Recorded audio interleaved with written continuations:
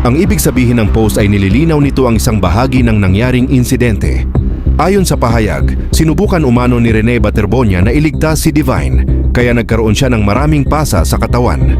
Binibigyang diin din ng post na there was no paddling, na nangangahulugang itinatanggi nito ang mga haka-haka o ulat na may naganap na hazing o paddling, pamamalo bilang initiation. Sa halip, ipinapakita ng post ang pananaw na ang mga sugat at pasa ni Rene ay bunga ng kanyang umano'y kabayanihan sa pagsagip kay Divine. Ang mga hashtag na Shooter Justice for Rene Baterbonia at Shooter Justice ay panawagan para sa hustisya at masusing investigasyon sa nangyari. Samantala, ang AUFYP, UCA Public, We Everyone, UCA Followers at Nikayka Highlights ay ginagamit upang mas maraming tao ang makakita ng post sa social media. Mahalagang tandaan na ang pahayag na ito ay isang claim na nangangailangan pa rin ng beripikasyon mula sa opisyal na investigasyon o mga autoridad. Hanggat wala pang pinal na resulta ng investigasyon, hindi pa ito maituturing na kumpirmadong katotohanan.